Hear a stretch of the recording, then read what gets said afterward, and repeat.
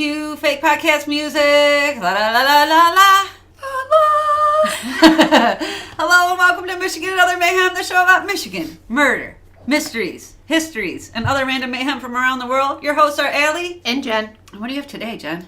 You wouldn't tell me. I have a cup of coffee. Yeah, well, I must say, not your first one today. Well, you got me up early. Yes. And I was kept telling Michael, I was like, go meet her with a cup of coffee. Go up there and meet her with a cup of coffee. I turned off my alarm this morning. I was like, this is crap. I got effed up, this morning. Michael's like, you're not your usual cheery self. I'm like, I'm still sleeping. I have a sneaky suspicion that you're not cheery in the morning. I actually am usually very cheery in the Really? morning. Yeah. That's disgusting. I'm sorry. Listen to the dog just having at it. I know. He's wondering too, like, yeah, hello. He's like, maybe I could drop this a little louder. Yeah. He always wants to be part of the podcast. I know. Well, we'll hear him because he's got a bone. So. Well, at some point he's going to come to talk to you anyway. I know, right? What's your story about? I have two stories. Tell me. I have a story about a boy and about a woman. Mm-hmm. Two separate. Okay. Who were both buried alive in Cocoa Beach, Florida. Oh. I have one about Robert Bob Miles, who was Michigan's KKK Grand Wizard for a minute. Oh. And then I talk about, I didn't know this, and I go to that area later to go to a party, and I find out that's, yep. Yeah. I'm going to take Apollo's bone away, so... I know. Or stop having him knock his bone up against the gate. I wish my husband would help with the dog. That would be great. No. Yeah. I got my dog. I'm like, I know my husband's busy taking his fifth nap for the day. That man can't stay conscious. You got him up early, I okay? know. Give Well, him a break! Jeez! I'm not being mean to him. Staying awake is not his thing. Yeah. Yeah, consciousness is not my husband's thing. I just want to point out that I know you take a lot of naps. I do. I nap on the weekends. I try to nap once a day. What are you doing? Napping? Yes. I'm about to take a nap. Well, yeah. It's like you plan it. I'm old. I do. I even have a nap cutoff. But you have a nap cutoff? Yeah. Oh my God. The thing about my husband is, I don't know if we've watched a movie in the last 5 years. He hasn't at some point at least fallen asleep during. I always fall asleep during a movie. You know, when we would go to the movies with my parents, my dad would fall asleep. Really? Well, yesterday, talking to Jennifer at work, she's like, I love napping. She's like, you turn a movie on, sleep about an hour, wake up. I was like, my sister Cassie and her husband Jesse used to work afternoons, and they often go see a movie.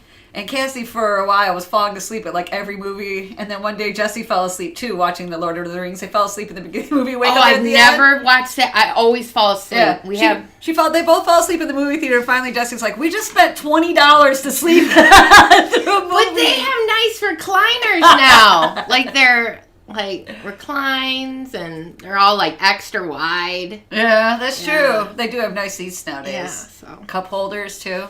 That was shit we dreamed of when I was a kid. I know, right? Kids these days, so spoiled. Cup holders and reclining chairs. Why don't you go first, since you've got some murder and I got some Michigan? Okay, and so... Wait, they were murdered, right? They were buried alive. Correct, that would be murder. Well, not everybody... Well, some people get back out. Buried alive, not buried dead. Yeah. No, they don't make it, huh? No, they don't. They don't make it. But how this story came about is actually really funny. So how did I stumble upon this? Yeah, how did you stumble upon this? I called my parents and I said, what you doing? And they're like, we're going to Cocoa Beach for a wedding. Okay. And I'm like, oh, really? Well, where are you staying? And they give me the hotel. And I'm like, wait, did you read the reviews on the hotel? No, we didn't read the reviews. It's the only hotel that had a room, so we're staying there. Well, let me look it up for you. And I'm reading reviews, and they're all real shitty. But then dead bodies and cockroaches in the bathroom. And then I'm like, wait, turn around. You can't go there. There is a lot of murder in this town. A lot of murders on Cocoa Beach? Yeah. Wow. In hotels. What? Yeah. Not this specific one, but that doesn't matter. I'm just rolling with it on the phone. I can already sense that they're like, why did we pick up the phone? I'm reading reviews that, this one guy said when you drive up, it looks like the Bates Motel. I would like that, though. I'd be like, this is terrifying. We must stay here. Note that they did say later on that the hotel was actually nice. Looked like the Bates Motel, but inside it was nice. Right. So I'm going, oh my God, this guy buried this woman alive. This person was shot. I'm going through the whole drive, and it's a long drive. I was on the phone for a very long time. And then I was just seeking things out. And even if it was really, really like in the 90s, I still made it like it was happening right then. Just because I was rolling with it. Right. But they regretted it. And I didn't talk to them for a couple days. So they probably had enough of me. After that, they're like, I'm sorry, we don't get service out here. Yeah. They went on a trip, too. They're currently out on a trip. And I tried my best not to look it up and tell them. All the death statistics. Yeah. All right. So the first one is the child. In 1993, Braden Barnett, age 7, was buried alive in Cocoa Beach, Florida. That is terrible. Yeah. It was found Braden, during the autopsy, had sand and leaves in his lungs. That's how they found out he was buried alive. Oh, that poor baby. Yeah. Braden was found days after his mother's dead body washed up on the shore. Wait a minute, is this kid and they didn't know for years who he was? Okay. It didn't seem like that when I read the articles. I read this one about they found this young boy's body. They didn't know who he was for years. They did some of that DNA thing, you know how they're sending it now to like Ancestry or whatever, and they're able to find him. And they said, when they found it, they said, they found out what the boy's name was. I actually have it on my list of podcasts to do. And then after that, they said, if you found him, then his mother is dead. And so they started searching these areas, and they were able to find that this Jane Doe actually was his mother. After they started searching, like, look in these areas, that means that, he was killed and his mother's dead too. Yeah, I don't think this is her. All right, sorry, I hope I don't ruin that for later. Fuck. Well, people forget. Okay, good. Her name was Lawana Barnett, and she was known to have a mental illness. She had just suffered a loss of her 14-year-old son in a car accident. Oh. It is believed the mother was distraught over losing her son. Yeah.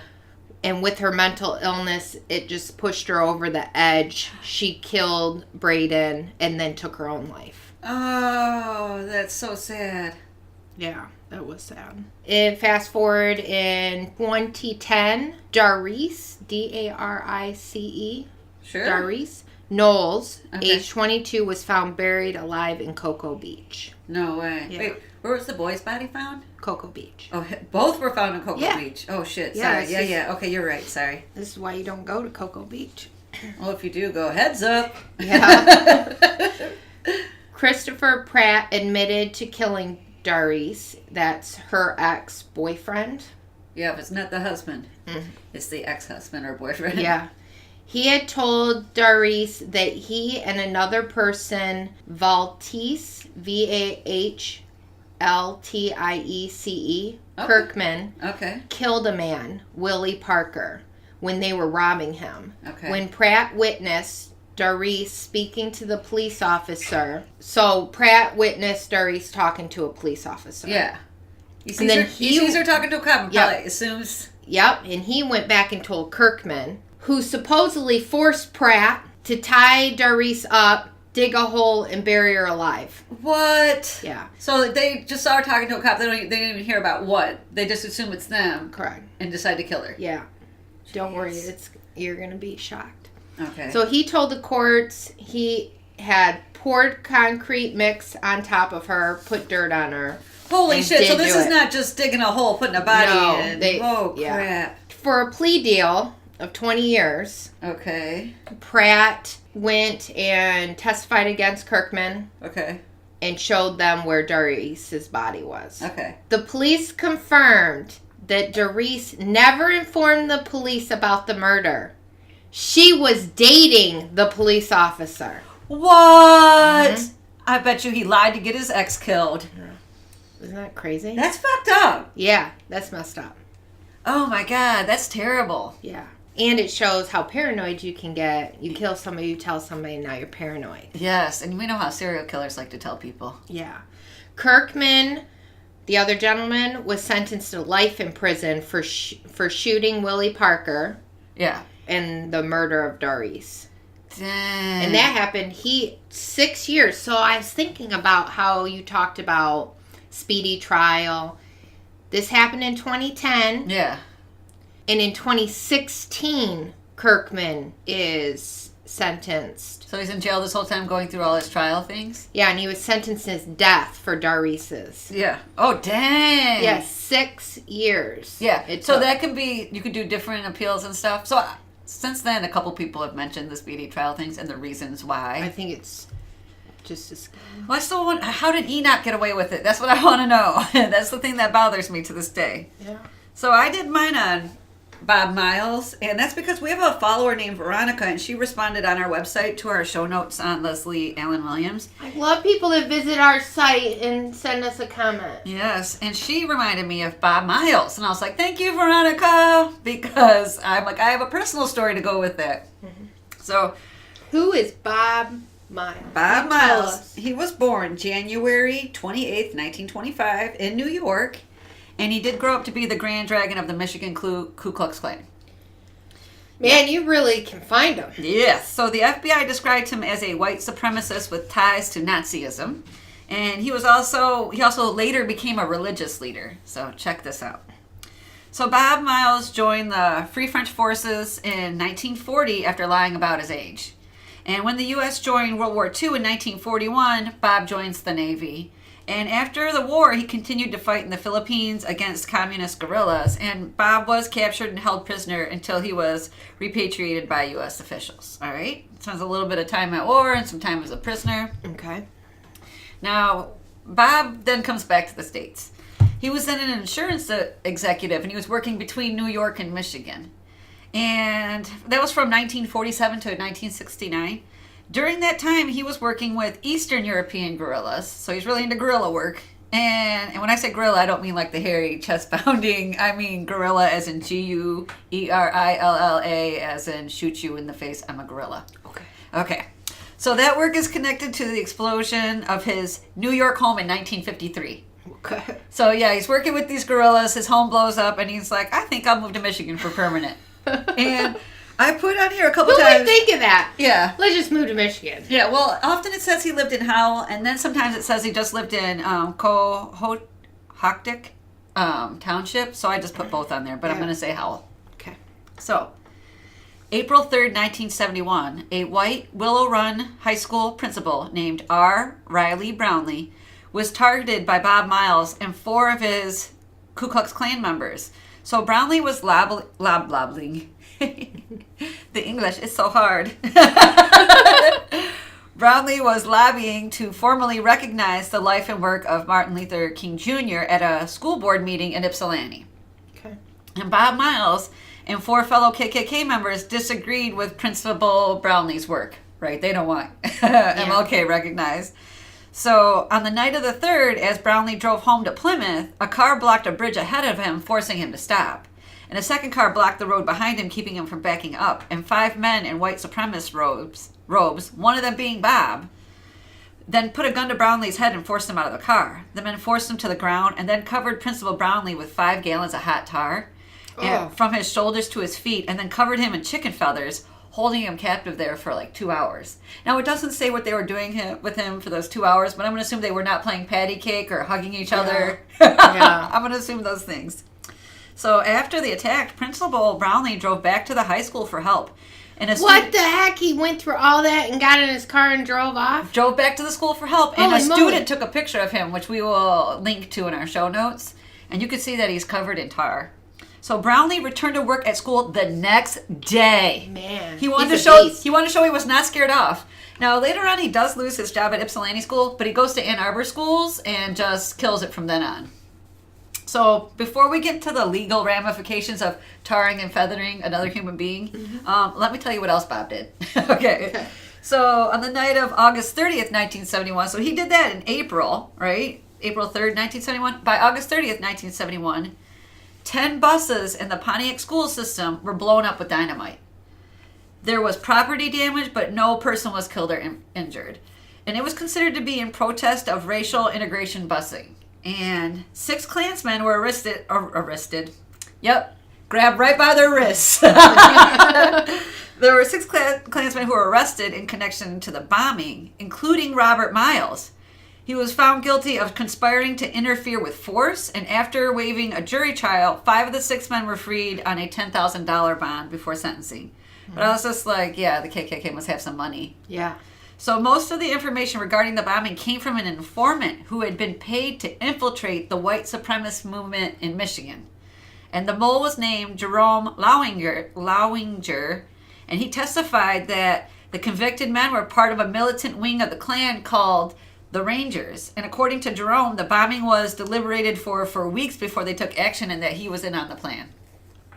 So Robert Miles was indicted on conspiracy charges in the federal court system on June of 1972 for his role of tarring and feathering Principal Robert W. Brownlee. On October 1973, Bob Miles was sentenced to 9 years in federal prison. He received a sentence of 4 years for Brownlee's tarring case and 5 years for the bombing. He served 6 years of his sentence before being released in 1979. So Bob Miles then became a religious figure for a religion that believed Jewish people were agents for a false god, which does battle with the one true God that Bob worshipped. Okay. Yeah. So that's why you can't like Jewish people. Their God's fighting with your God. And Robert Miles then began to be known by the title Pastor Bob.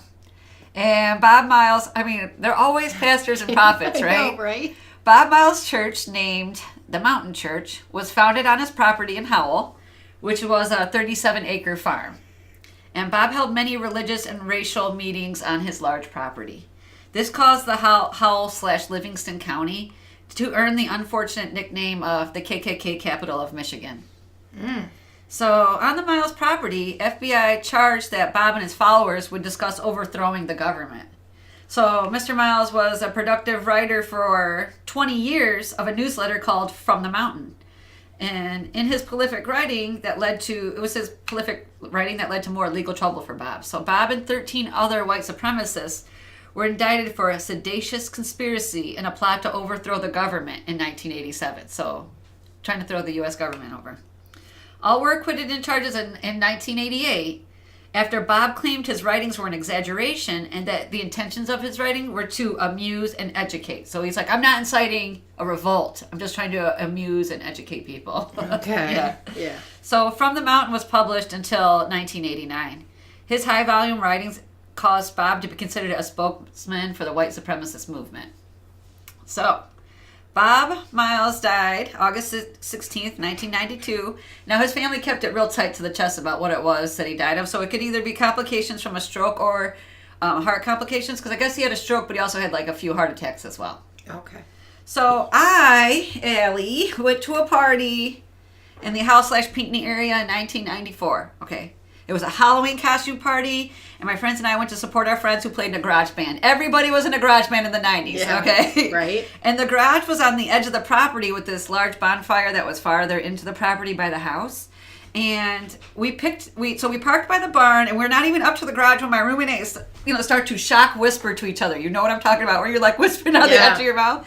There were a lot of people that we could see in the distance around the bonfire that were dressed in KKK robes. I never in my life had ever seen that in person ever before. I mean, there were some dudes were in Nazi uniforms, and one dude was in blackface. He was supposed to be buckwheat. Oh my God. Okay, so my sisters and my roommate and I, we all just stayed huddled together. Like, just all of us just like huddled by each other. And our friends who were in the band, were complaining to us that other party goers were upset because we weren't mingling or talking outside of our immediate group. Okay, so my roommate and I are like, they're in KKK robes. Like, what do you want us? No, we're not mingling. But we don't want to make them mad either. Yeah. So at one point I say, I'm very tired. I'd like to lay down in the car or something, but I don't want to say one of my sisters was making out in the car. But I was like, I really want to lay down in the car. And there wasn't room. And my roommate and I she wanted to lay down too. So one of the guys in the band were like, some guys have an old Suburban. They said you could lay down and sleep in there if you want. And then you're awake. Well, hold on.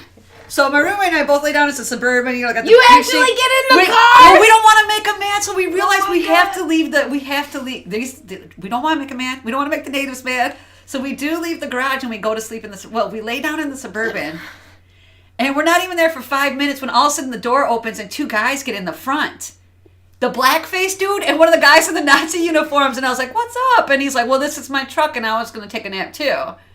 So I didn't want to like get up and immediately get out because I thought that might make him mad too. So I waited 15 minutes and finally I was like, "Hey, Randy, I can't sleep." And she's like, "Me neither." I'm like, "We should probably go back." Yeah. And she was like, "Yeah," and that's how we left.